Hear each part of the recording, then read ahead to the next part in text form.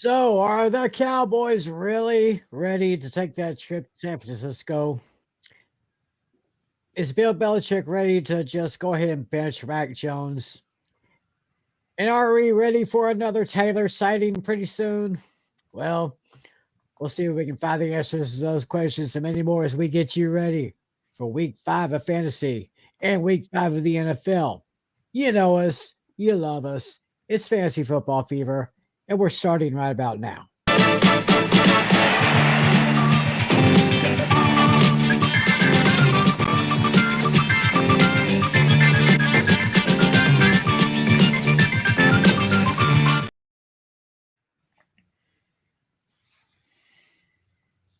Hey, what's good, everybody? It's time for another edition of Fantasy Football Fever.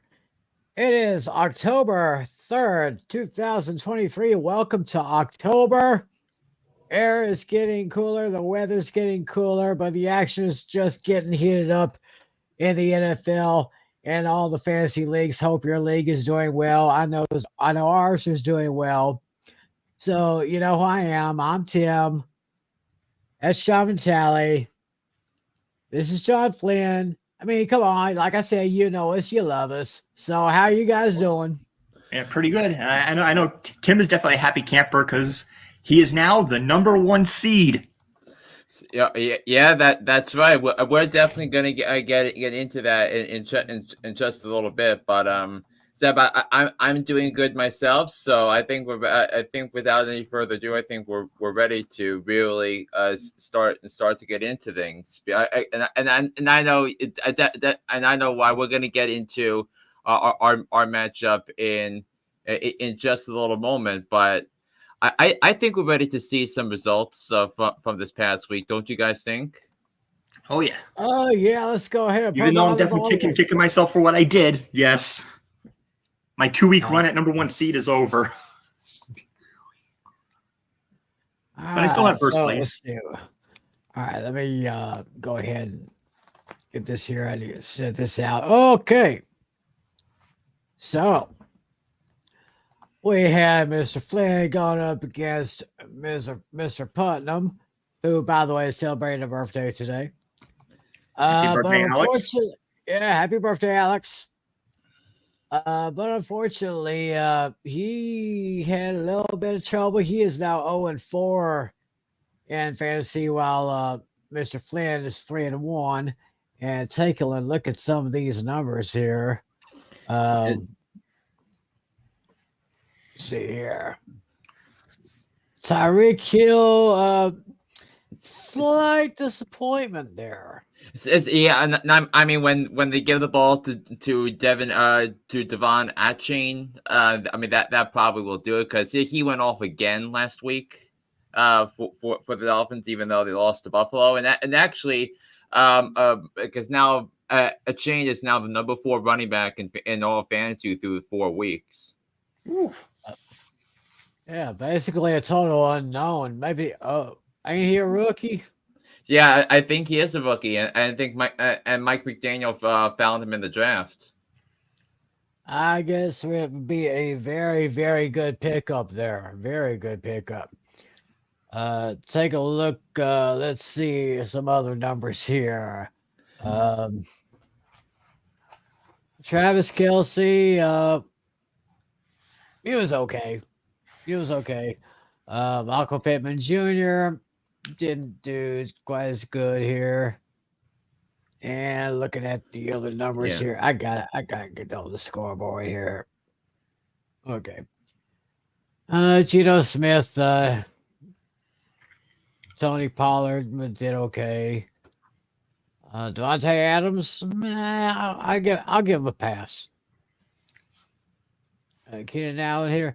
Let me check the bench players. And I knew, and I thought I was going to regret this. Luckily, I didn't. But I had Russell Wilson and Khalil Herbert and Chris Godwin. All of them had 20+ points, and I left all of them on the bench. But luckily, I don't have to. I didn't have to pay for that. But yeah. Wow. Yeah, and Alex left Hollywood Brown on the bench with 16.6 points, with the Cardinals and the San Francisco 49ers. Yeah. He left. Notice he left Captain Kirk with a 16.4. Yes. Dalton Schultz did pretty good, 13.2 for a 7.3 projection. Yeah. And Zeke, I guess he wasn't fed too good. Not for that. Not with that Cowboy defense. Yeah, and the revenge game that never was. Yeah, it was just hype, but it was just too much Cowboys for them guys to take. This one, yes, OWA Superstars took one to the gut here against Lucas here, 162.06 to 114.62. Take a look at some of these numbers here. See, you see here, Mahomes, 15.22 fantasy points. Looks like Garrett Wilson improved from the 13.9 projection. And of course, that Cowboys defense was really, really good. I guess that what really helped Adam in that matchup this week. But when you look at Lucas, he got Josh Jacobs, he got Puka Nacua with another big time performance. Of course, Nacua had the winning touchdown in overtime for the Rams against Indianapolis. He got a big day out of Mark Andrews. Jake Elliott had 18 points, including the game-winning field goal in overtime, and the Eagles win over Washington. I'll tell you what, this Puka Nacua, I think he's going to be like an early time stud. I mean, this guy is really rising. Yeah, and also don't forget Cooper Kupp is back this week. So Cooper Kupp and Puka Nacua on the same team out on the field at the same time for Matthew Stafford. I mean, look out! Mm-hmm. Wow, and Tutu Atwell too. Yeah, Tutu Atwell as well. So, but I'm just looking at Lucas's bench players. Oh my gosh, he left Lamar Jackson on the table with 32.14 fantasy points. I mean, nobody thought. I think obviously the smart play was Kirk Cousins, but you got to give Lamar Jackson credit where credit's due. He controlled that game from start to finish for Baltimore. Yeah, looking at the other side of the bench. Notice Adam had DJ Moore on the bench, and he ended up with 27.1. Dak Prescott almost broke even. Yeah. And Bengals defense just wasn't getting it this time. Yeah, and I was actually very surprised that Derek Carr actually played, and I thought that was a mistake by Dennis Allen having Derek Carr play on an AC joint sprain. If Jameis Winston started that game, I think that game would have been a lot more competitive. Yeah, it might have been. Yeah, okay. But yeah, and also the Panthers defense had 18 points in fantasy because of that, because they had a pick six, but. And we got a couple 2-2 teams here in a close battle. Yeah, we had Dino and Andrew going head to head this past week. Andrew took it 123.58 to 119.26. Both teams are 2-2. Looking at the numbers here, Justin Herbert almost broke even.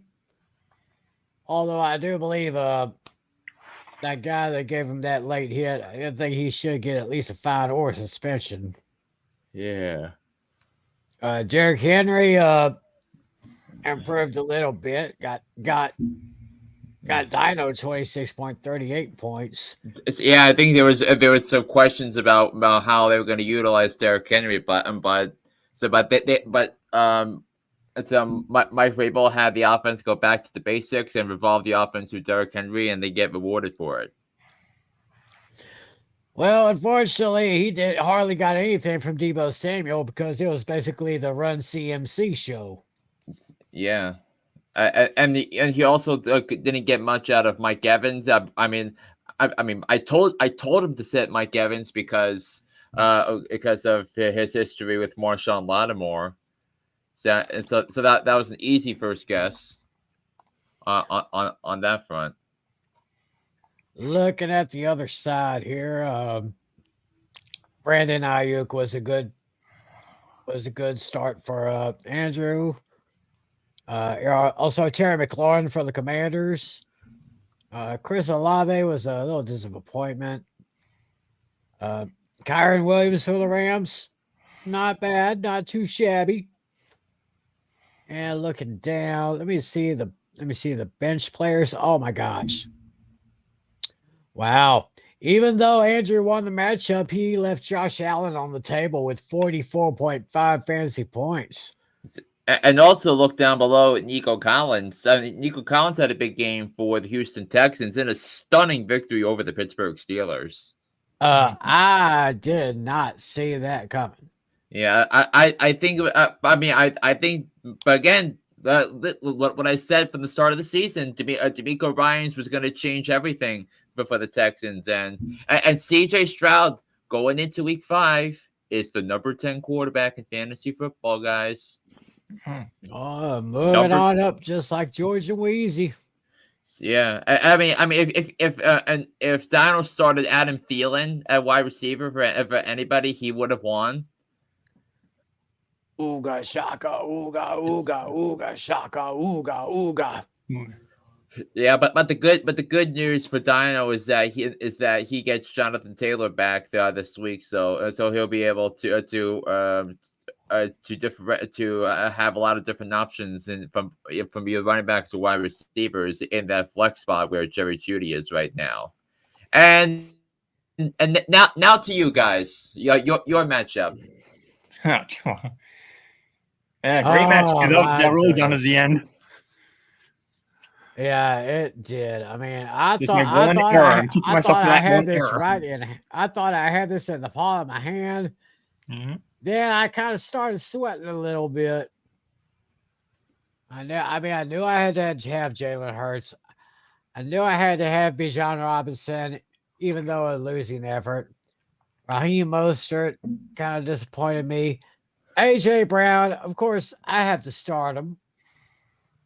I had to start Brown. I had to start Sutton. Sutton almost broke even. Sam Laporta, nice young tight end for the Detroit Lions. I've been hearing some good things about him, especially from our man Flynn. Micah Parsons, yeah. He didn't have to do much.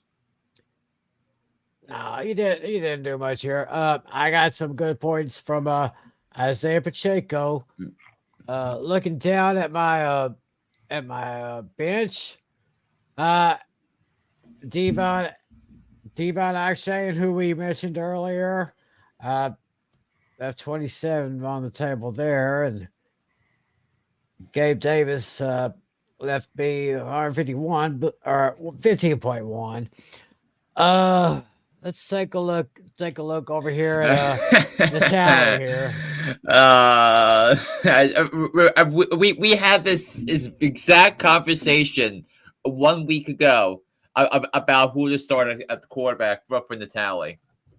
Anyway, with Jordan Love instead of Justin Fields. I had Fields as my sit of the week. And he put up 36 points against the Denver Broncos defense. Yeah, well, I'm forgiving myself for that error. The wide receiver swap, that's the one that I'm more upset about. I swapped Hopkins for Pickens. Oh my gosh. Because I figured the sense that I thought the Texans defense was slightly worse. So that's why I did that. I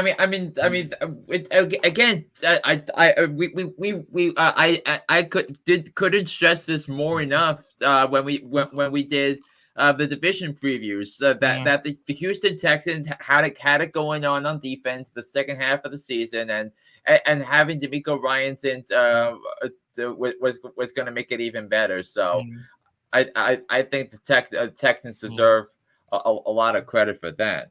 Yeah. Yeah, I mean, I figure why not? Maybe the last minute swap worked for me last week. I figure it's going to work for me again this week. Yeah. You know. Yeah, let me take a look down at the. I'm all right with it. I'm in first place still, but barely. I own the tiebreaker over you by 7 points. That is it. Wow. Over Flynn, I mean, in our division. That's the only reason why I'm still in first place is I have 7 more points in him. That's it. Yeah. Jeez. And last but not least, like, damn you, Brock Purdy. You had to do a quarterback sneak. Christian McCaffrey could have had 5 touchdowns for me. I mean, Daniel Jones tried to do a tush push, and he got a center and his tight end hurt. So. Oh wait, how's Schmidt's doing now? I heard he got injured. Is he okay? I mean, after that tush push, I don't think he came back into the game, but. I think he got injured before that. I think he was injured in the first quarter. Yeah. Yeah. Jeez. Andrew Thomas can't come back soon enough. Yeah. I mean, there was only one drive Andrew Thomas was healthy for, and that was a pretty good looking drive until his false start penalty in the first game. But one more matchup, and boy, Casey got some good luck. Yeah. Yeah, I think Tim is muted. Oh, really? Yeah, I think he muted himself by accident or something. Because because he chose to mute himself. Yeah. Wow. Back here, what's going on here? Interesting matchup here, but David Montgomery, Stephon Diggs, great pickup for him. Kenneth Walker III, he's going to be a pretty good receiver. Oh my gosh, he left Anthony Richardson on the bench. He got 36 points in, 27 from Cole Kmet. Andre Swift. Looking on the other side here, Alvin Kamara came off of a suspension for 21.4 points. I'm actually impressed that he put up that many points in his first game back from suspension. Only because of the catches. He didn't do much in the run game. He had 13 catches. Well, that'll do it then. Yeah. See, he's a good pass catcher for running back. He's pretty good at that. I mean, remember in his second NFL game, Saquon Barkley had like 14 catches. Mm-hmm. Yeah. Oh, look at here. Look at that. CeeDee Lamb broke even. He was projected at 14.8. He got 14.8. and that despite the ball getting thrown in his direction 20% of the time. Right. Yeah. So, because I think the 3 of the first 4 weeks, his target percentage has been less than 20%.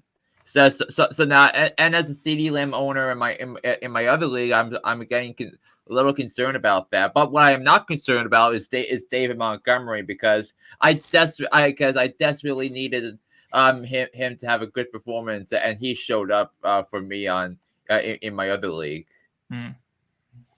Right. Yeah. So I think so. Now that we are 4 weeks in, because I think we're at the first quarter pole of the season. Here we are. So when you take a look at the standings here. Yeah, and as you can see, as Natalie alluded to, he is 7 points ahead of me. Mm-hmm. Hang by a thread. Yeah, look good. Of course, I'm on top of our division, and not only am I that, I'm also right now on top of our league so far. Yeah. Which actually is kind of a surprise for me. I mean, I thought I'd be okay, but I didn't think I was going to be this okay. Yeah, I mean, there was one week where you scored like 170 points. I mean, so I think so that'll do it. Yeah. Well, I really feel bad about Alex. That's what I'm trying to say. Mm-hmm. Yeah, he's 0-4, and he scored 100 fewer points than me. Wow. And the three hosts of this podcast have the three best records in our league. Mm-hmm. It just happens that way sometimes, folks. We didn't plan all this. This is just how the scoring goes in our league. So looking ahead to next week. Yeah. Yeah. So anyway, so I think this would be a.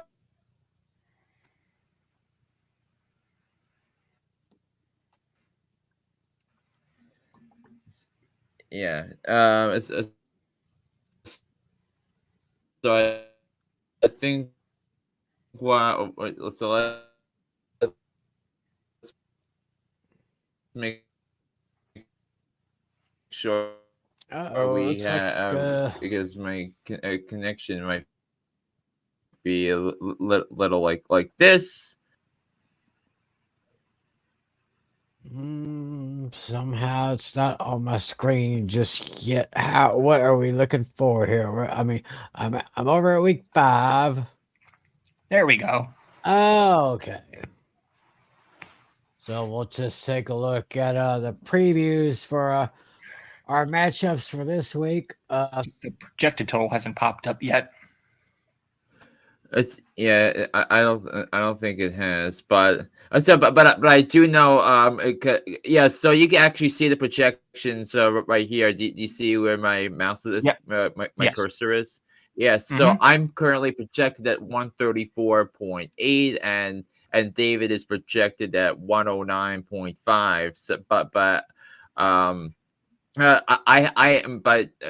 David only has eight players playing right now because he's got to change up his quarterback because Deshaun Watson's out. He's got to get a new kicker as Jason Myers is out, and I have to find a new defense because and I don't have anyone left on my no other defenses on my bench, so that means I'm gonna have to pick up a defense, but I won't tell you which one I'm planning to pick up.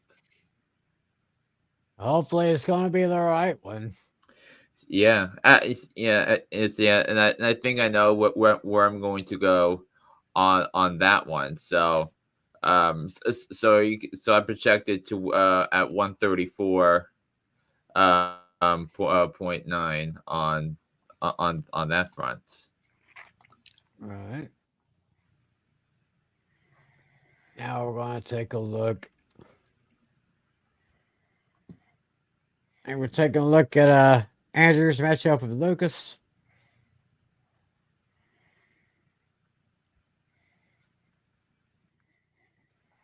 Oh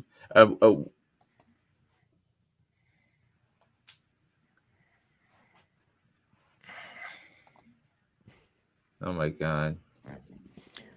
Oh, we have a question here. Trade Connor, Amari, and Terry for Saquon, PPR. Other wide receivers are Keenan Allen, Mike Evans, Christian Watson. Christian and Tank Dell.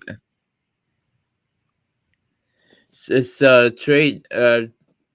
I feel like you're giving up too much, and also as we've seen earlier, Saquon is prone to the injury bug. So I definitely would keep him.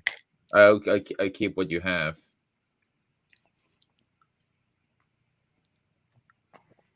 Yeah. Yeah, this sounds unreasonable. Thank you, Chandler. Thanks for your question. Thanks for watching, bro. Tell your friends about us. Any other fantasy players, tell us about us. Good luck this week. So we're looking at Andrew and Lucas. Andrew projected at 126 even. Lucas at 130.9. Looks like Looks like even though the check marks are almost always, almost all to Lucas's side, like we said, he's only projected by about less than 4 points. I mean, he's got a good Josh Allen and he's got Brandon Ayuk, but when you look at Cousins and Jacobs and Connor and Jamar Chase and Puka Nakua, I would hold on to Puka Nakua as long as I could. Yeah, and also another thing too is Zach Moss's numbers are going to go down because Jonathan Taylor is expected to be back this week for the Indianapolis Colts. Yeah, he is expected back in practice, but ahead of their matchup against Tennessee. However, it's not all bad news for Andrews because we believe that Saquon Barkley is supposed to be back for the Giants matchup against Miami on Sunday. So that'll be a big boost for him. He also has a good options with Tua Tagovailoa and Josh Allen at the quarterback position. And so others are under consideration as well on that front. Let me see the bench numbers here. Lamar Jackson, Jared Goff. Let's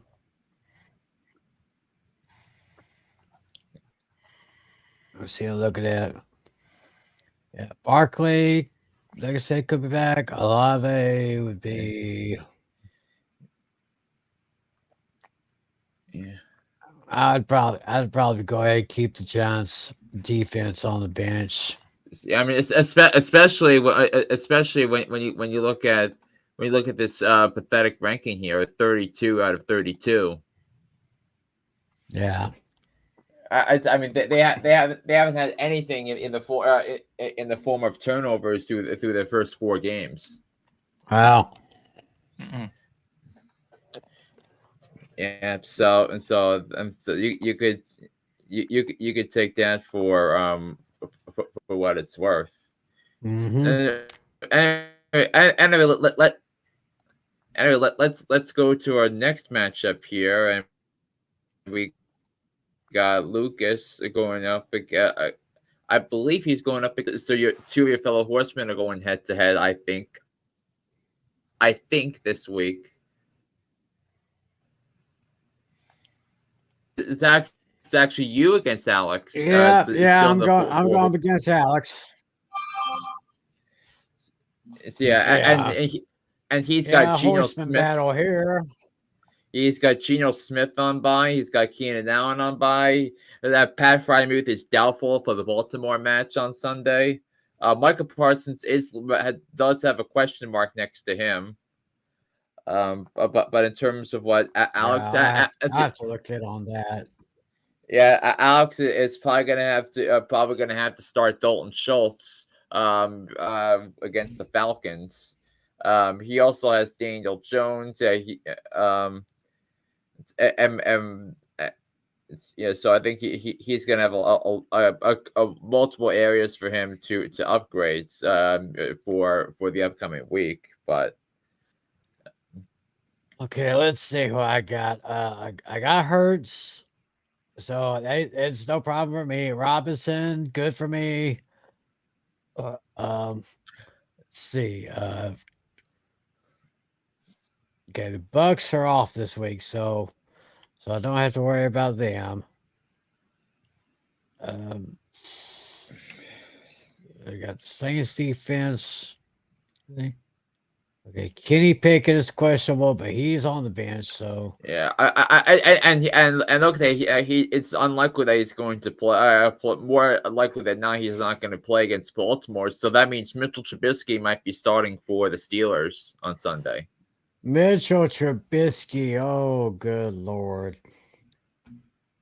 Yeah, I will definitely have to say a prayer for the Steelers. Yeah, but I mean, never trusted him in Chicago, and I've never trusted him now. Just something about Trubisky that I don't like. So let's take a look here. Yeah. Then Yeah, our so final it looks like the matchup. tallies is so it looks like the tally is going to go up against Adam. Yep. Right now, Adam has the projection advantage right now, 1373 to 114.4. Taking a look at the lineups here. Looks like Adam is kind of stacked with the players he has starting. It's and the tallies are going to have to make multiple adjustments because he's got a couple of starters on bye this week. Right. Yeah. Take a look at that here. Yeah, because he oh my gosh, he has three running backs on by all Browns players and Bobby Wagner. Wow. Yeah. I think you've got a lot of homework to do, buddy. Yeah. I just got to figure out what to do here. Well, I'm definitely not dropping Wagner because I don't want to risk losing him. That's not happening. Oh no, not after that big week he had. No way. So this probably means this probably means you're gonna have to drop someone like AJ Dillon or Dalvin Cook or Jarek or Jarek McKinnon. So I'm probably gonna hold McKinnon for now. I'm just debating. It's because you got to. I did make a trade proposal with somebody, so we'll see. I made a trade proposal with David, so we'll see how that works out. But I'm not going to say what it was yet. Oh, I made a proposal to David. Yeah, but I don't know if he accepts.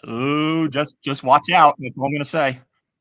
Yeah, I don't know. I don't know if David is going to understand a little bit about that, but I don't think it's it's happening based on that. So yeah, look at it here for our final match. So that means there's one more matchup.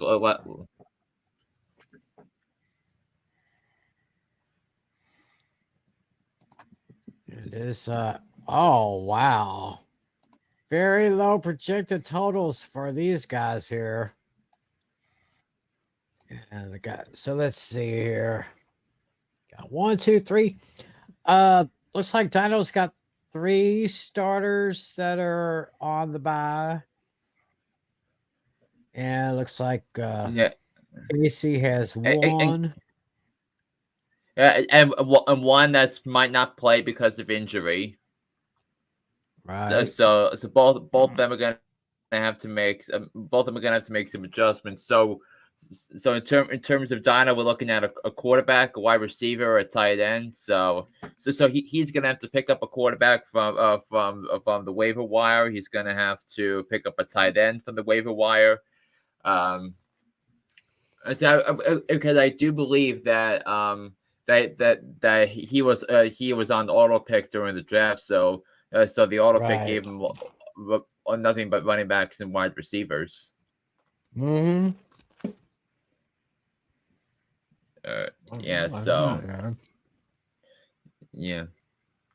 So he's gonna have gonna have to. So DeAndre Swift looks like someone he's gonna have to start. I would. Yeah, I mean, you got it if he gets around to it, but I've to mention that those numbers are probably not going to be a part of it. Mm-hmm. So that's basically our recaps and our previews for this week. Now it's time to get to some hot topics. Got a lot to talk about. The first thing I want to hear about Flynn's trip to MetLife Stadium last night. How was it, buddy? I mean, I had really good a good time watching it. So for my first I got the my ticket to the game yesterday, like the day of, because like they were selling some last minute tickets. So I went through a whole mess of things because I nearly got scammed on one thing, and then my internet couldn't allow someone to transfer the ticket in time before a friend of his just wanted it instead. So but I still wound up getting something online for like $120 for a lower level seat. So I wanted lower level seats because it's my first game. But if it was my first game, I probably would have gotten tickets for like a lot cheaper in the upper bowl. It's yeah, but I think the ambiance, the crowd was really into it early on, especially when the Seahawks were on defense. But everyone around me was saying the same thing with me was that the Daniel Jones strip sack fumble and the interception, the pick six by Devon Witherspoon were the differences in that game. But the lower level or the field levels, as some might say, was pretty much occupied. So like there was like a lot of people around me. But I believe this was shot toward the end of the game because there were a lot of Seahawks fans that traveled to New York to see the Giants play, and of course I was chatting with some Seahawks fans on the bus back to Manhattan because I took the subway from Queens into the city, and then there was a coach bus that got like an express shuttle bus that got us from the city to the stadium for the games. So I actually wanted to go a little early because they're tailgating, and there were like so many people tailgating because you have like 11 or 12 different parking lots surrounding the stadium, and like all of them were like more than half full by the time I got there. And mind you, this was like 2.5 hours before the game. So Right.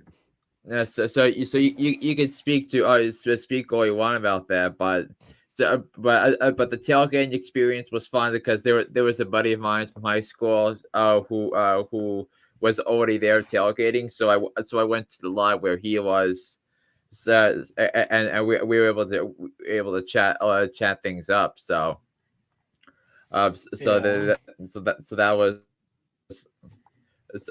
that was really interesting. And then and I was like super excited to go because in my 25 26 years I had never been to an NFL game before. So the fact that we were able to do that was I was able to do that given what my schedule is on weekends. It was a big deal that I was able to get that under my toes, because I've been to an NBA game, I've been to some NHL games, of course more than 200 Major League Baseball games, but I've never been to an NFL game. And granted, football is what I talk about more than anything else. I mean, especially given what we saw with the ratings with the Chiefs Jets because of the Taylor Swift crowd, that actually figured out that football exists.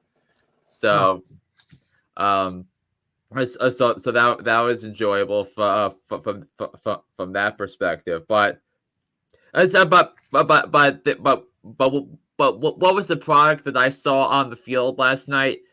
It was more like a horror movie, more like a Halloween movie.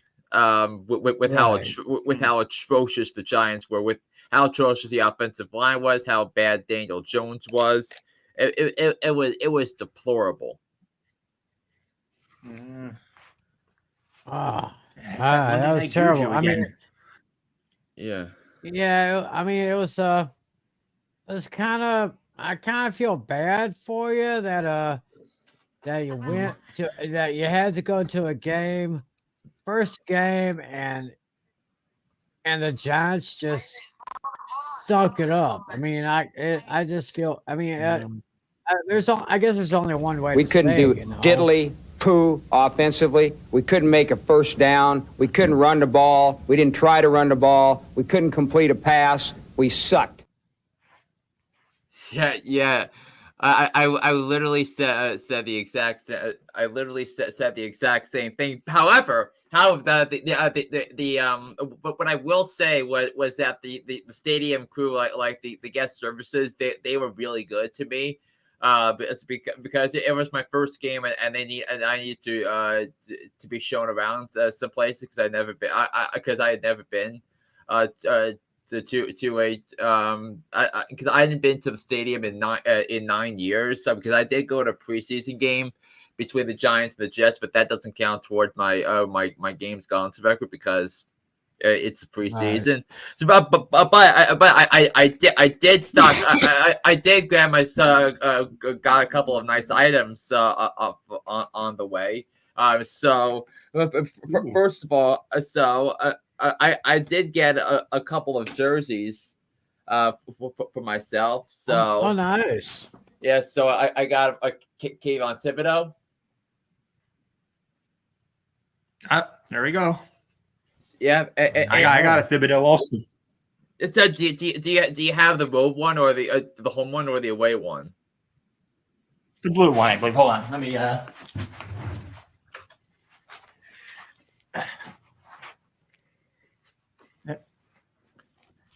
the same thing. Yes. Yeah. Yeah, I might need to wear one of these. Might need to wear one of these for on the podcast next week. And I also got. Let's see. Oh, Darren Waller. Three catches for 21 yards after I pick up the jersey. And mind you, this was before the game, so that I got it. Because I needed. Something other than Daniel Jones because I noticed that there was some staining on the jersey that was starting to do that. And what I also did, and this could help us later in the season. I also got this helmet tracker, so which can give you like organize things for all 32 teams. So nice. So on one side you have all the NFC teams and by their divisions, and then and then the other side is the AFC. So oh wow, nice. I need to get one of those. Yeah, they'll probably. Whenever you go to AT&T Stadium, or any other stadium, they were they'll probably offer them. Yeah. I don't remember seeing anything like that when I took my trip to AT&T Stadium a couple of years ago for that Monday night game against the Eagles. Yeah. Are you planning to go back, or are you going back this year? I don't think I'll be able to. My car's got some problems, but I'm thinking maybe next season. If the Steelers come to AT&T Stadium, I think the Cowboys play in Pittsburgh next year. Oh, so the Cowboys will be playing in Pittsburgh. Yes, and actually, from the top of my head, I could tell you where the because I know their home against obviously their division opponents, the Giants, the Eagles, and the Commanders. So they all host the same place finisher with the NFC North. So let's say if the Cowboys and the Lions win their divisions, the Lions will travel to Dallas and play the Cowboys. The NFC East is going to be playing the AFC North. So that means but they're going to be hosting Baltimore and Cincinnati, and they're going to travel to Pittsburgh and Cleveland. Yeah. Yeah, interesting about that. Yeah, I'd love to go back to see another Cowboys game over there. Yeah, I would love to. Yeah. So and then also they play the NFC South. Because I know it's the Giants and the Cowboys have the same home and road opponents for those division cycles. Because I know so I know both teams will be hosting the Saints, the Panthers, and then they go. No, they play the Saints. They play. No, they host the New Orleans Saints and the Tampa Bay Buccaneers, and they're going to travel to play Carolina and Atlanta, and then. And I think they also will host the same place finisher with the AFC South because that's the extra 17th game. Right. Yeah. Anyway, we do have a question for you for you guys. Thoughts on Jalen Waddle for the rest of the year? Is that Natalie? My thoughts on. Is he good? I think he's going to be just fine. In all honesty, the Dolphins are still a very strong team. I mean, even though Hill's the clear number one right now, Waddle is fine. I don't have any problems with him right now. Yeah, and I think I think he came back last week from his concussion, so I think he was starting to get to it. But once Jalen Waddle is really into it, it's going to be takeoff for him basically. Oh yeah. Yeah, I mean, so like those are like the two most detailed thoughts for conversations. Another hot topic. There are the bye weeks start this week, and there are 4 teams that are off this week. We got the Cleveland Browns, as we mentioned, with all the running backs that John Natale likes to own of the Cleveland Browns. Seattle, the Charge. So the Seahawks, which means Tyler Lockett, DK Metcalf, Kenneth Walker, Jason Myers. The Chargers are off this week. Yes, that means no Justin Herbert. That means no Keenan Allen. That means no Quentin Johnston. No Austin Eckler, even though he probably might not have played this week with his injury. And then the Tampa Bay Buccaneers without Chris Godwin and Mike Evans and all of that. So those are the key pieces that are going to be out for Week 5 in the NFL. So.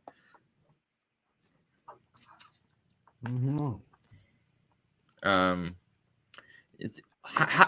about CJ Stroud being a top 10 quarterback and CJ Stroud, which has been the opposite of Daniel Jones, because both the Texans and the Giants have had a lot of issues with injuries, but CJ Stroud's been picking it up early on here because he was tremendous against the Steelers on Sunday, guys. Yeah, I definitely did not see that coming. And I begged the Panthers to draft CJ Stroud number 1 overall. That was the easiest first guess. Wow. Yeah. A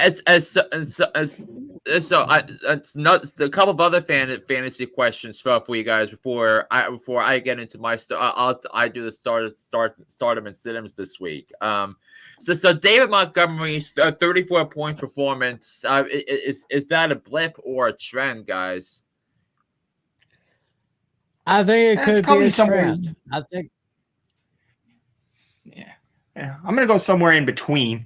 I don't think he's definitely not gonna be that consistent every time, but he's definitely capable of putting up double-digit numbers. So it remains to be seen if he's going to get 20 points again. Yes. So now the question is that there have been some Lions fans that have been chattering about how the Lions are using Jahmyr Gibbs, because I think because it seems like they're using Jahmyr Gibbs in a couple of different ways. So I think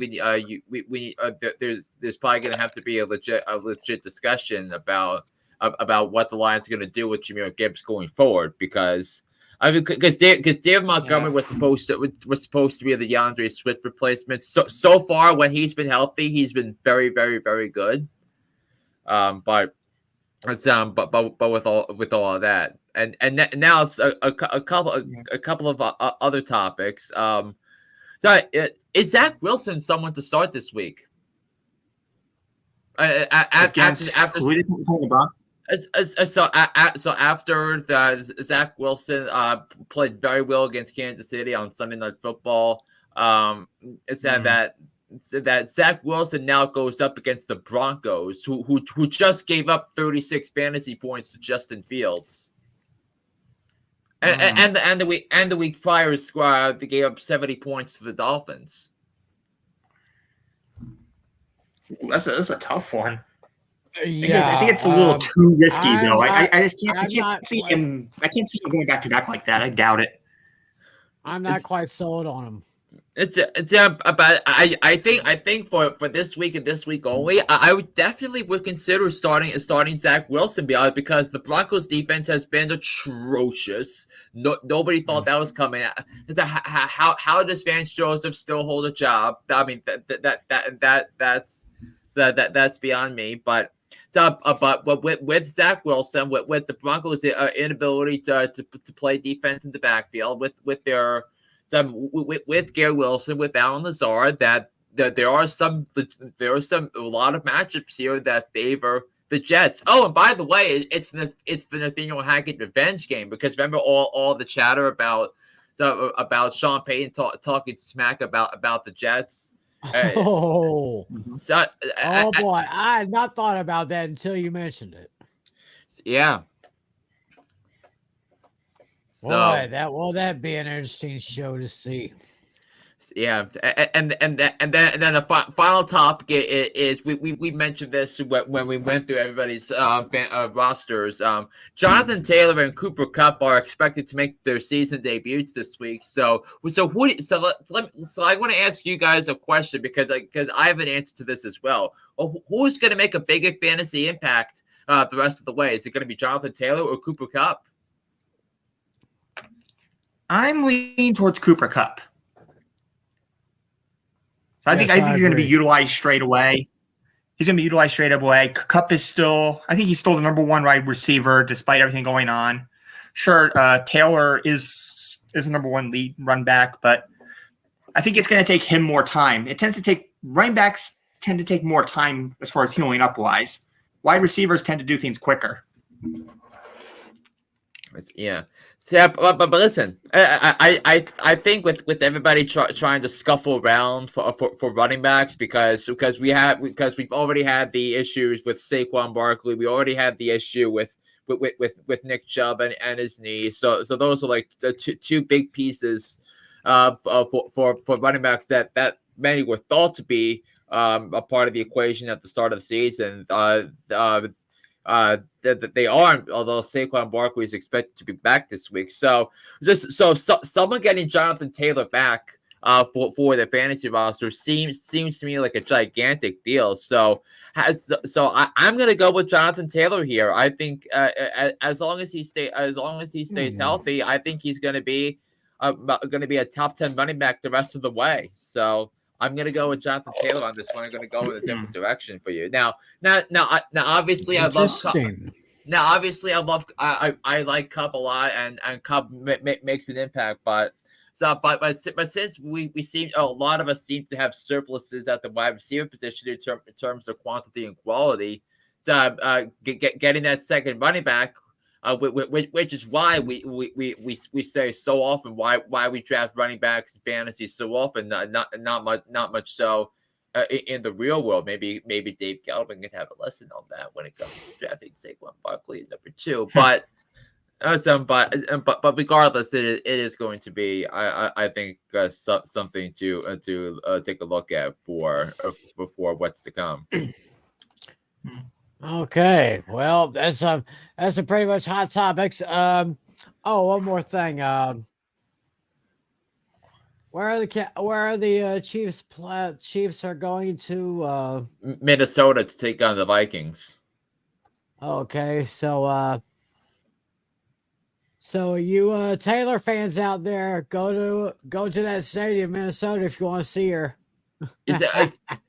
And I'll be honest with you. I think Bank of America Stadium, I think that's what it's called in Minneapolis. To me, it's one of the best stadiums in the NFL in terms of like the ambiance, in terms of the game day experience.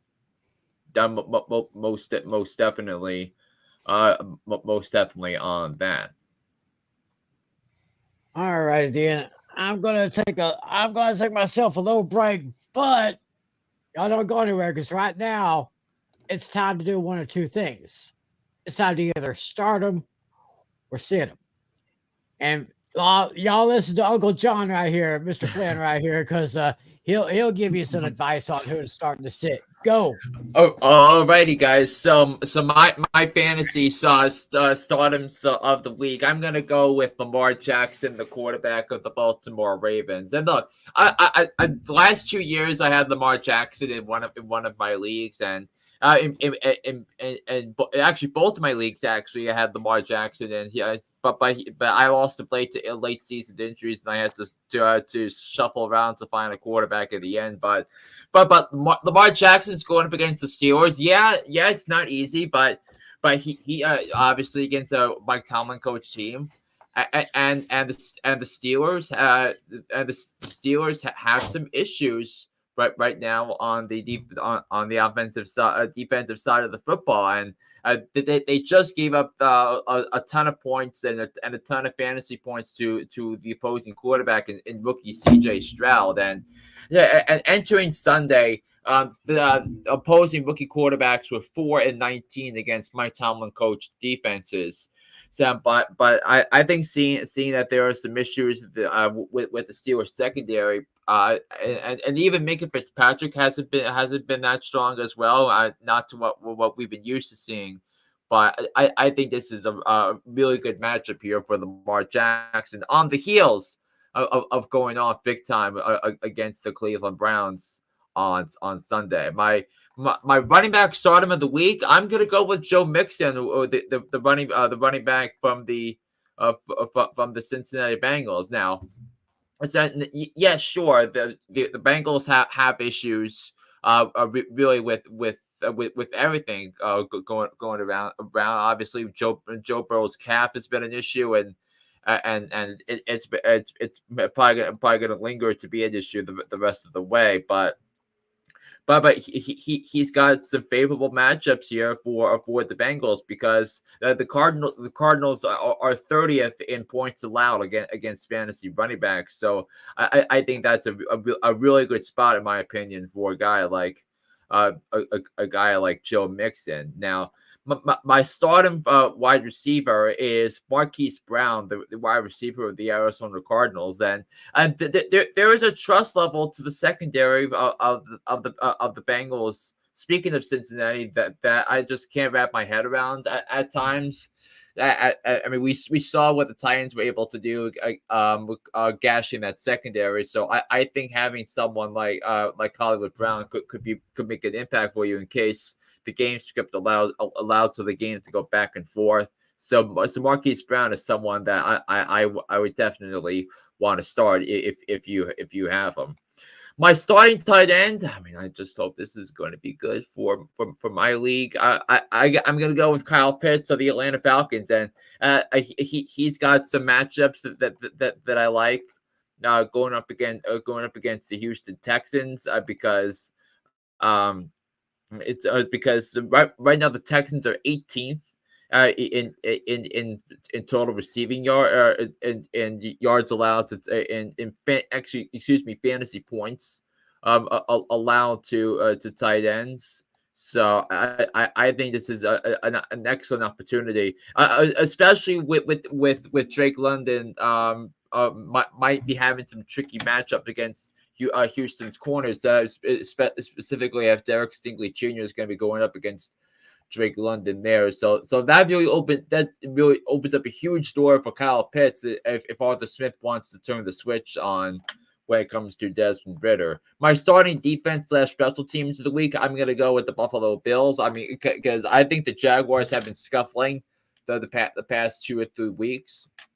On the defensive side, on the offensive side, because they gave up they got blown out by Houston, and the defense dominated the game against Atlanta. That was the reason, to me, Jacksonville was able to win that game, but that's something to think about right there. And my starting kicker of the week is Kiami Fairbairn of the Houston Texans because I feel like it's going to be a game where both teams will be able to move the ball up and down the field, but I think the Falcons are going to be effective in the red zone, forcing the Texans to field goal attempts. And I think Keami Fairbairn is going to have a monster performance for the Texans on Sunday.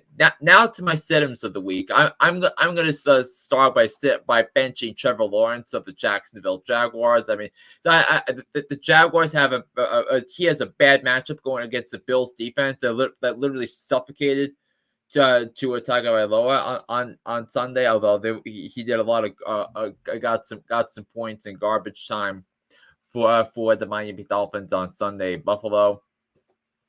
So I think that's a matchup you definitely want to avoid. Another matchup you definitely want to avoid is with Dameon Pierce of the Houston Texans. He's my running back sit-em of the week because the Atlanta Falcons have given up the second fewest points to opposing running backs so far this season. Why? Because they have not given up a rushing touchdown to a running back all year. So that's definitely a tough spot for someone like Dameon Pierce, I think I've been a little disappointed in him a little bit so far that although he did have 81 yards rushing against Pittsburgh on Sunday, but he's really got to get his act together, and I don't think it's going to sit well against the sit well against a defense like the Atlanta Falcons that are keen to stopping the opposing running back. Now, in terms of wide receiver, I'm sitting Tutu Atwell of the LA Rams because I think it feels like that Stafford's going to want to get Cooper Kupp involved in this game. So I think if this feels like a Cooper Kupp, Puka Nacua type of offense for the foreseeable future. So I think Atwell's target percentage is going to drop significantly because of it. I'm gonna be if I'm a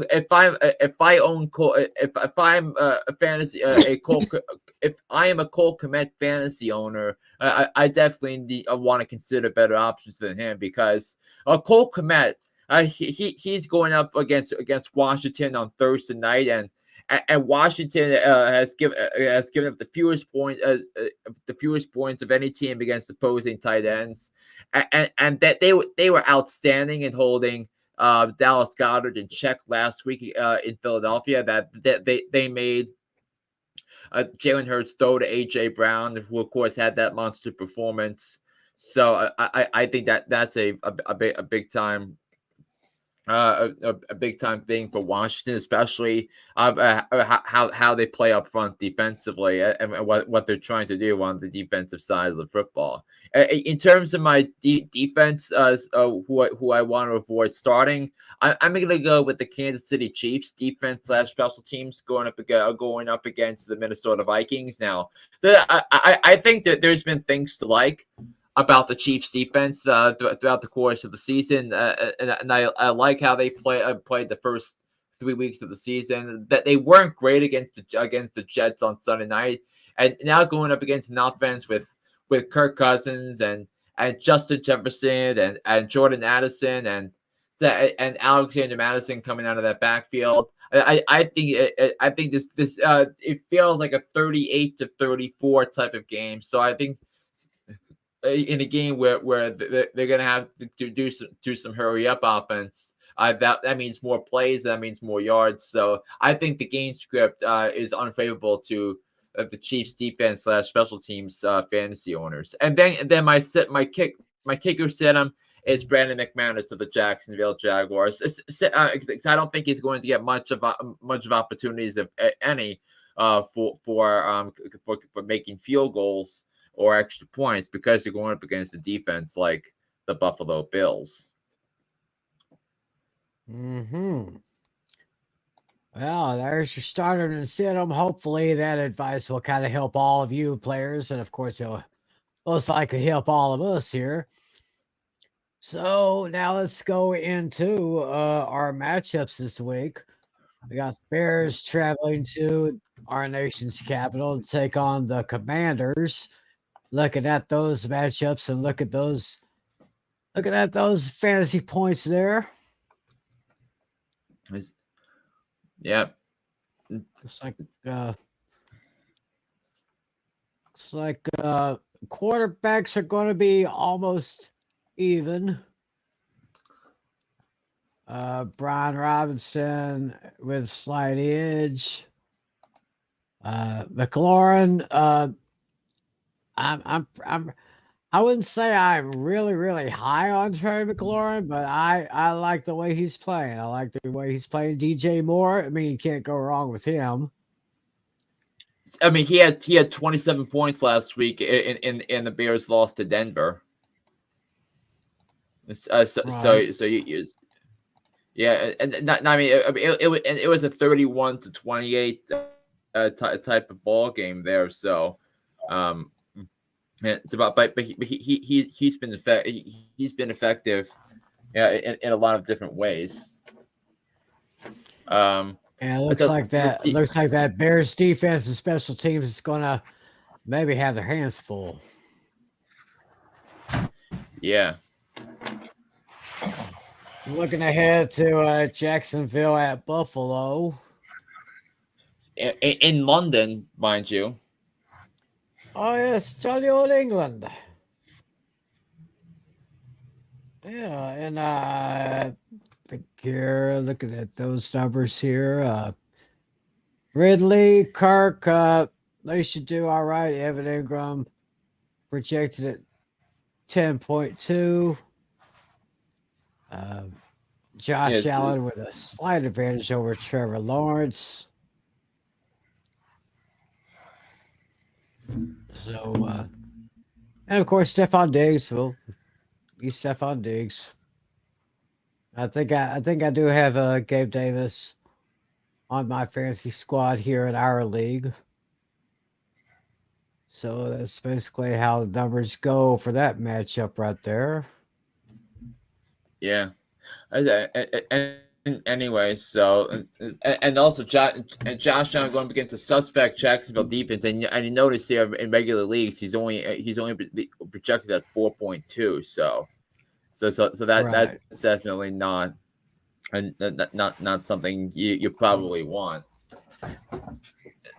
And we spent a lot of time on this matchup, and why we had a question about Tank Dell, because Tank Dell has actually been pretty good so far, but for the Texans, and look at that, as we said, CJ Stroud, number 10 quarterback in fantasy football through 4 weeks.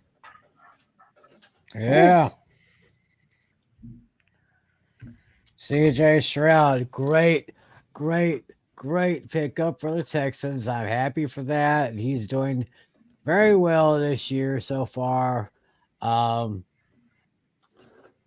Might be a candidate for Offensive Rookie of the Year, perhaps. Not ready to put the crown on his head just yet. We just got to see what goes on here. Looks like Wideouts are going to have an advantage over those dirty birds. Yeah, I would go ahead and if any of y'all have Kyle Pitts, start him. If you can pick him up, if he's available, I'd say take him. Yeah.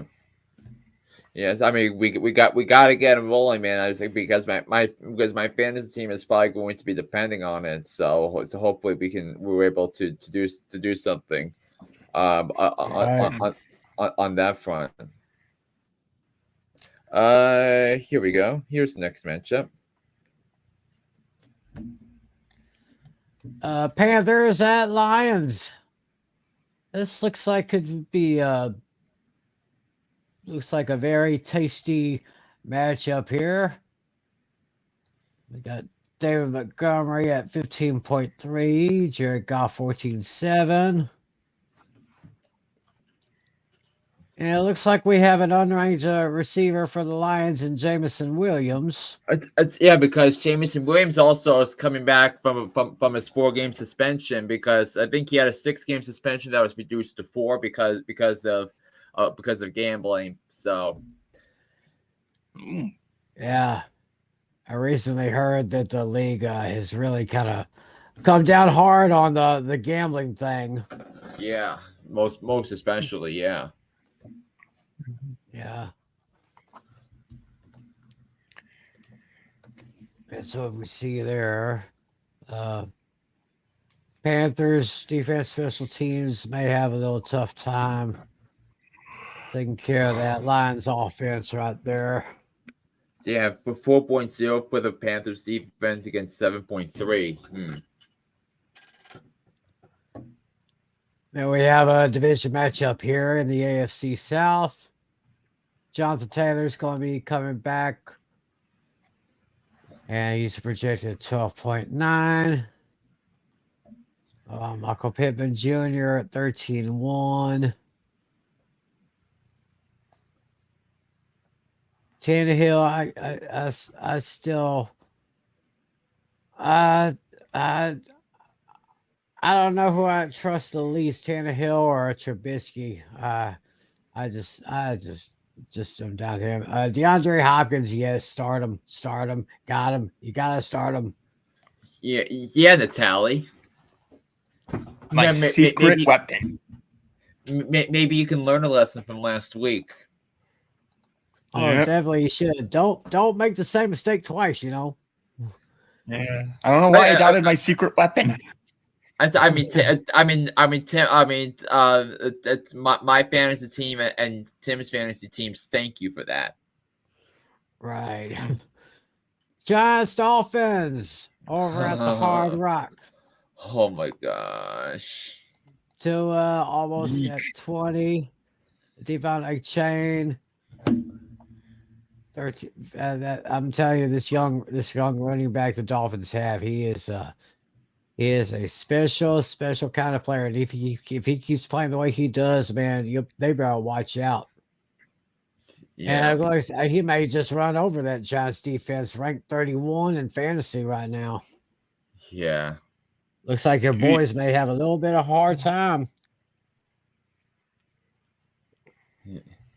It's yeah, but we're praying that we can get Saquon Barkley that, because Saquon covers so much of our problems. But hey, another positive development that I think that the Wan'Dale Robinson is utilized more in the offense, because we saw that on Monday.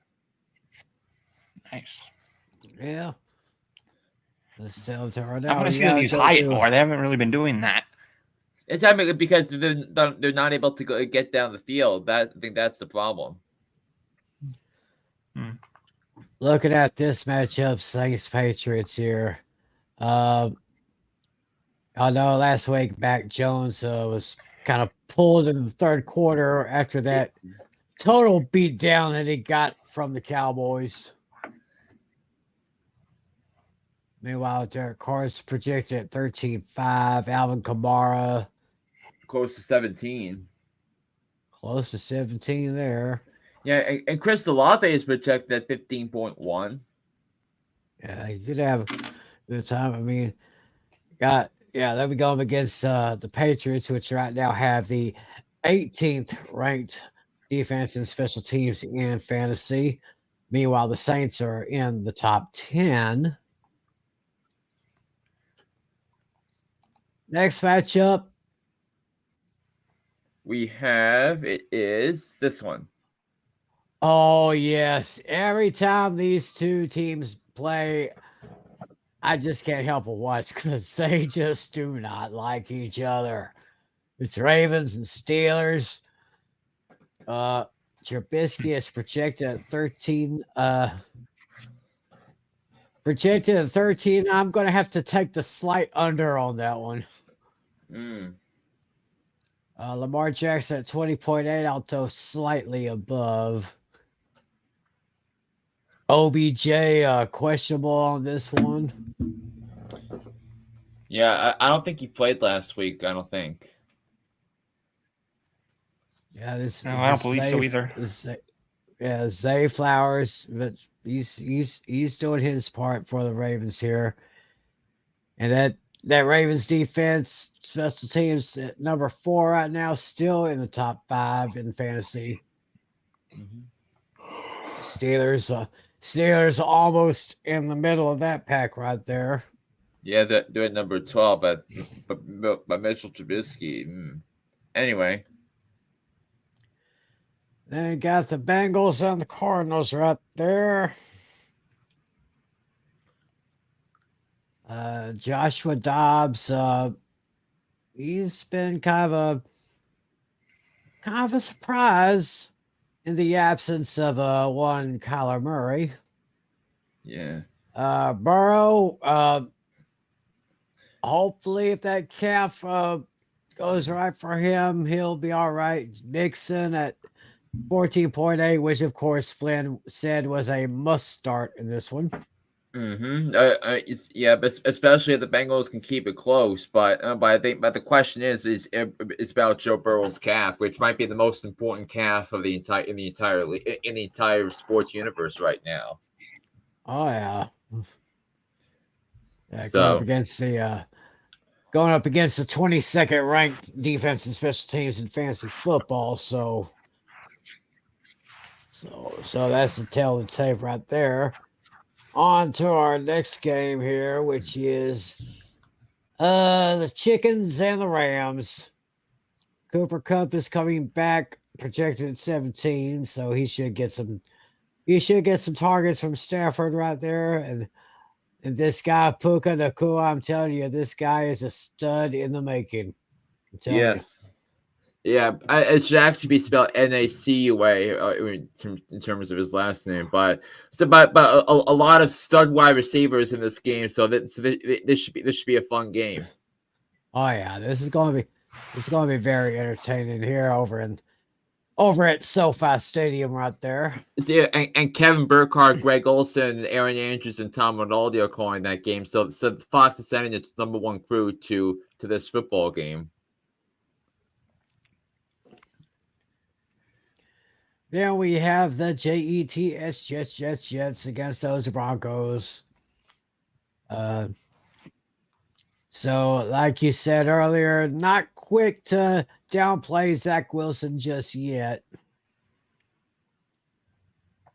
Yeah. And, Breece Hall, he's doing a good job, even though he's ranked 32nd among running backs in fantasy. Dalvin Cook, would it be fair to think of Cook as an afterthought? So, I mean, potentially, yeah. Yeah. You got Alan Lazard down to Garrett Wilson. Garrett Wilson, very good young wide receiver in the AFC right there. Jerry Judge Judy going up at 12 points projection. Of course, I have Cortland Sutton on my fantasy league, so I may go ahead and keep him as my starter right there. Next slide, please, sir. So that's the Jets and Broncos. Right. We had that. Eagles, Rams. That's a good one. Chiefs, Vikings. Yeah, I'm sure Taylor Swift will have her nice little seat at Bank of America Stadium right there. Holmes over Cousins. Pacheco, I got him on my team. Kelsey, he's going to do Kelsey things, you know. Now this is the match. Now I haven't really paid attention to this until now. Travis Kelsey against TJ Hawkinson. That is a very interesting tight end matchup. Oh yeah. Even though the slight edge goes to Kelsey, Hawkinson can do good things for the Vikings as well. So I'll be kind of keeping an eye on those two in this game. And Justin Jefferson, oh man, 23.1. Yeah, number 1 receiver, number 1 tight end, and they're 1-3. Oh, there you go. That's That's gonna rank up to where with the Eagles and the Rams is a very entertaining game right here. Yeah, I think the scores that we have for this game are going to be reflective of that, and also the Jim Nance, Tony Romo, and Tracy Wolfson are calling that game for CBS. Right. And then we have what, in my opinion, I'm sure everyone's opinion, is the game of the week. This is our revenge game right here. The 49ers have knocked us out of the playoffs last 2 years in a row. Playoffs? Don't talk about it. Playoffs? You kidding me?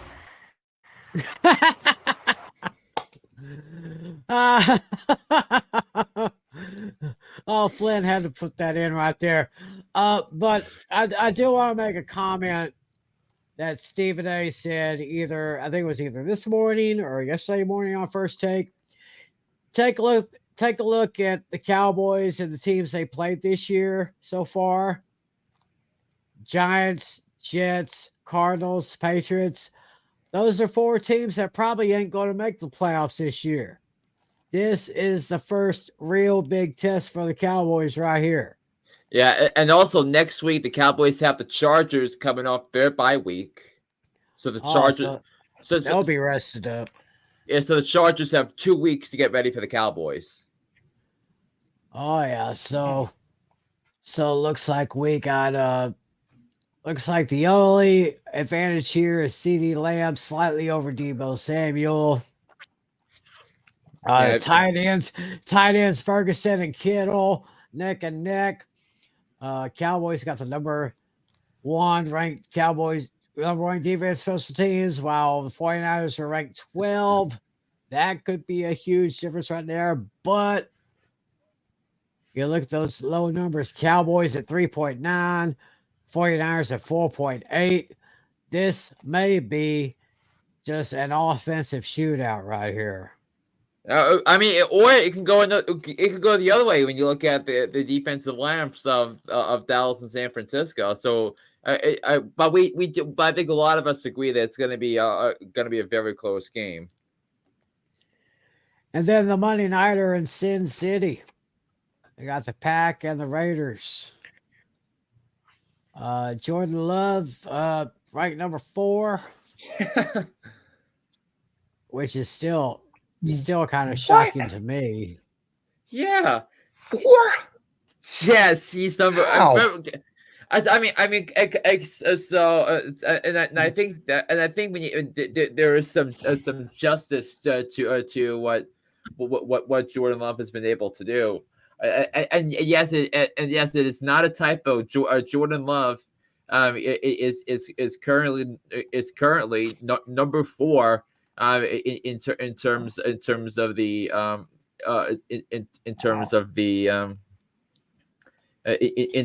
in terms of that, because if you look at his games so far, and I probably want you to zoom in and show you what I'm talking about here.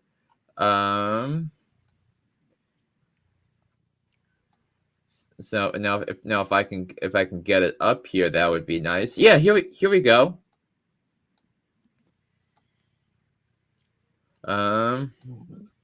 Okay, week 1 at Chicago, 3 touchdowns, no interceptions. 15 of 27 for 245, not bad. At Atlanta, 14 of 25 for $151 with 3 touchdowns. Home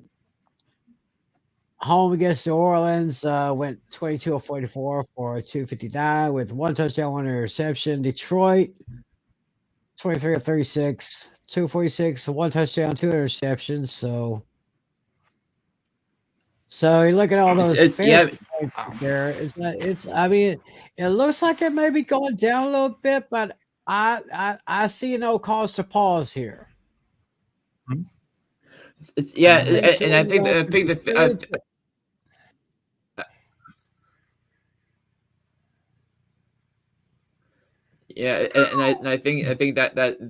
that's the crazy part about this because of the consistency, and he's been consistently putting up a lot of points, and not to mention that he has not to mention that he has 10 total touchdowns, whether it's passing touchdowns or rushing touchdowns.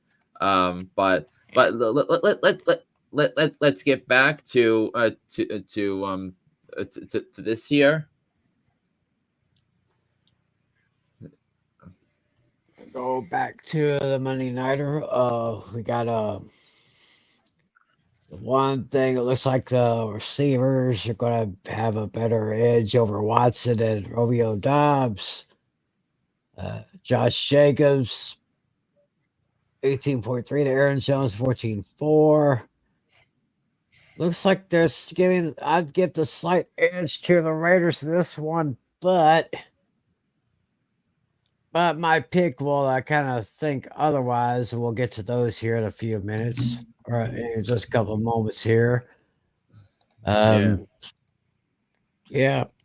I've actually, I should let you know. Let's go to our picks. I actually had to call an audible on one of my picks here. All right then. You got the slide ready for our picks? Yeah.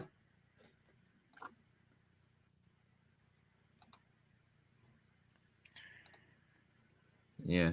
And before we do this, go back week 2, or how we did last week. I'd say not too shabby. Right, but I mean, yes, Tim is still leading in terms of the winners and against the spread. He's leading the tally by 2 games picking winners, and as a 4-game lead against the spread, he's now 34, 29, and 1 on the season. Yeah, I mean, I'm still kind of flabbergasted at that, but I guess I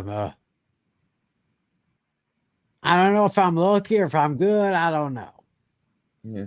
So we did pretty good last week. Doing pretty good for the season so far. So taking a look at the matchups and our picks here. We all agree with the Commanders here. Although Flynn actually believes he's going with the Commanders for the win, but the Bears with the points. Flynn and I agree with the Bills. Actually, I had to call an audible. Oh. After looking at the Panthers and the Lions, that's another one. That is actually going to be my big time point spread game of the week. As you can see, Detroit's picked by 8.5, but I'm taking the Lions with the win. I'm taking the Panthers with the points. So that's the audible. That's my audible right there. Oh well, I didn't see that when didn't catch that when you saw the spread. But so about anyway, a couple things. So we got the Bills, but Natalie's got the Jacksonville Jaguars. Undefeated in Andy's room. Yeah. Kind of a kinky pick there. Yeah. They're undefeated in London. I had to do it. Undefeated. Never lost a game in London. Never lost a game in Andy's room. Oh yeah, Andy's room, the Toy Story simulation. Yeah. People tended to like that actually. I kind of like that just as much as they like watching Monday Night Football on ESPN2. Yeah. Okay, Falcons and Texans. Looks like Natalia and I are going with the Falcons. And Flynn is going with the Texans. We all agree that the Lions will take care of the Panthers. Natalia and I are taking the Colts, but Flynn's with the same exact score. How about that? Wow. How about that?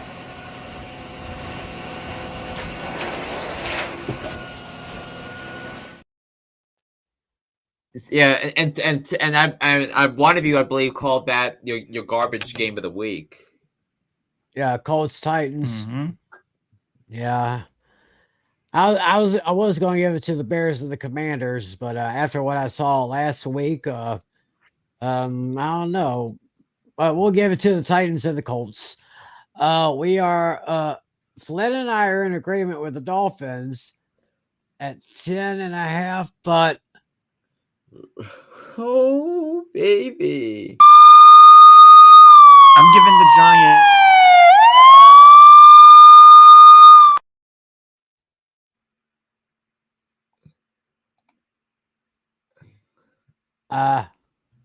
And Italian needs to unmute. I'm giving the Giants one final chance to get their act together, and this is the time to do it. Wow. This is the time. They're finally going to get that first half touchdown. They need it.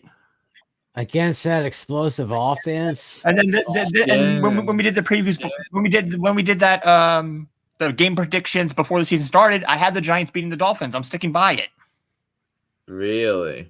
I could not disagree anymore. Oh my gosh. Well, Natalia, if it'll make you feel good, I'll kind of say a prayer for you. Yeah. So, but however, this also for one of us is. Yes, this is my lock of the week. I am locking those Dolphins.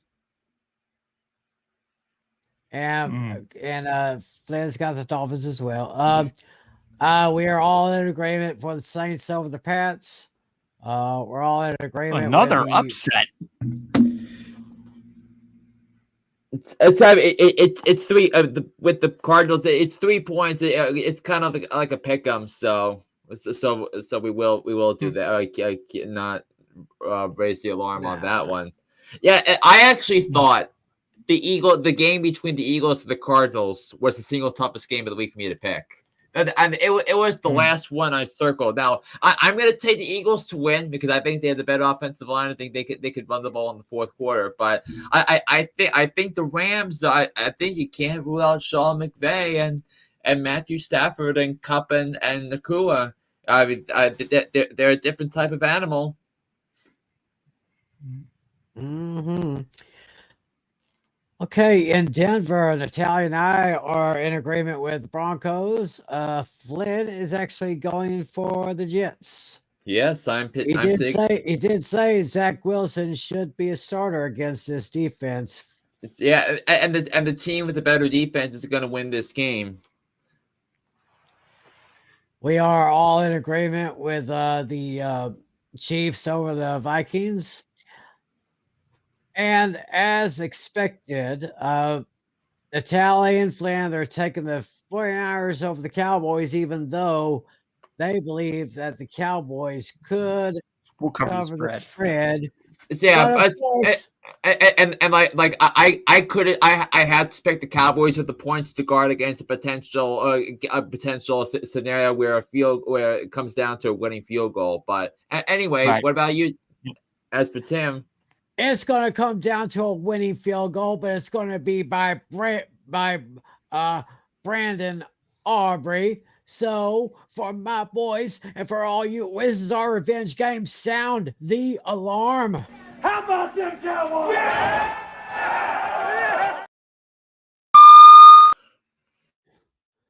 There you go.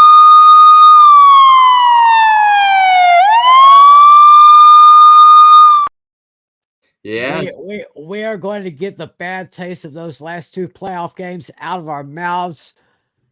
49ers, they're going to give us a showdown, but we are going to take it. We're going to take this one. I got it. And it's going to be prime time, which going to make it even better. And so will the Monday night game. Natalia and I, we are going with the Packers. even though Flynn is going with the Raiders. Yeah, I mean, I had to pick the Raiders because Jordan Love has been too inconsistent. Even though he's been consistent in terms of the fantasy numbers. I mean, 3 of the first 4 weeks he scored more than 25 points in regular quarterback formats. But yeah, I just can't. I just think I can't pick Jordan Love. I mean, it doesn't matter who goes for the Raiders, whether it's Aiden O'Connell or somebody like somebody like Jimmy Garoppolo. So, and don't forget, folks, we got 4 teams on the bye. First round of bye week start this week. Cleveland Browns, Los Angeles Chargers, Seattle Seahawks, Tampa Bay Buccaneers. Yeah, any of you players out there have anybody on those teams, you either bench them or you drop them. We'll have to talk about them next week. Yeah, and by the way, Tampa's defense looked really good, and also Seattle's defense, the first team since 1967 Raiders with 11 or more sacks and a pick 6 in the same game. Wow, jeez, just mind-boggling. So, wow, another great show of Fantasy Football Fever comes to an end right here. So, Flynn, talk to us about Hooked on Sports for this week. Yeah, so I'm doing like because I talked about the Giants and the Bears being bad and Eberflus can't coach his way out of a paper bag. I actually won't be surprised if the Bears fire Eberflus if they don't beat the Commanders on Thursday. What? Yeah. It kind of feels like Matt Eberflus is coaching for his job on Thursday. I could definitely see that. I would agree, especially with that bull crap call that he made last week. Oh my God! Why would you go for on fourth? So they have fourth and 1, less than 3 minutes left. In a tie game. So and you can't trust the kicker to kick a 35-yard field goal to give them a lead. I mean, come on. That reminds me of when the Cowboys went for it on 4th and 1 against the Eagles all those years ago, and the Eagles stuffed Emmitt Smith not once but twice. And then a few years later, when Jason Garrett against the Texans, when he decided not to go for it on 4th and 1, I mean, but Eberflus has got to be the worst. I mean, yeah, I agree. Yeah, I would say if the Bears lose this week, Eberflus will be shockingly the first coach to be fired this season, because I kept thinking it would be Josh McDaniels. I mean, did we all think it would be Josh McDaniels? But I think the Raiders what are the Raiders now? They're 1-3. Mm-hmm. I believe so. Yeah, the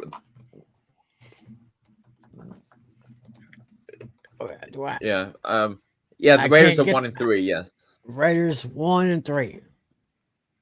and the Raiders at home against Green Bay. So we'll just have to see what happens in that Monday nighter. So yep.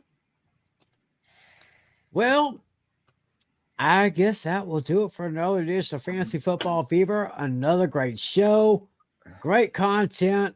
Oh my gosh. I love the way that John Flynn has kind of helped me put this thing together like this. I mean, it is just awesome. Yes. And I'm glad you had a wonderful time at MetLife Stadium. Despite what happened. Yeah. Despite what happened, you had a great time. So and now you got experience going into the daylight. See how that is. Yeah. And once again, we would like to wish a happy birthday to our man Alex Putnam, who sadly, of course, is still looking for his first win in our fantasy league. But we hope he had a great day. Y'all be sure And check them out tomorrow night, along with Lucas, Matt, and myself. It's 4 Horsemen of Pick'ems. Tomorrow night, 10 Eastern, 9 Central on the A Pizzle 90 channel. APIZZLE 90. That's how you get it right there. So, any party words, gentlemen? It's it's just or as we call it today, the 3-in-1 club. The 3-in-1 club. Oh, by the way. Oh, Natalia, you were going to say? No, I'm just saying. I just hope I'm onto something, and the Giants get this monkey off their back. They're the only team in the league right now that doesn't have a first half touchdown. Wow, amazing. Well, anyway, just to let y'all know, tomorrow is Good Buddy Day. Now, why would that be good? Now, why would tomorrow be Good Buddy Day? I don't know. What is tomorrow's date? Oh, wait, 10-4. So let's see. That's Big 10-4, good buddy. Oh, clever. All right. With that, we were going to close up shop. Thanks, everybody, for watching. We love you, people. We love you watching us. Tell your friends about us. Subscribe to my channel. Subscribe to John Flynn's channel. I don't know if Natalia has a channel, but spread the word about this show. We love doing this for you. We'll see y'all next week. Enjoy the games. For John Flynn, for John Natalia, I'm Tim McClellan. Thanks for watching us. God bless you. And as always, be a good sport. See ya.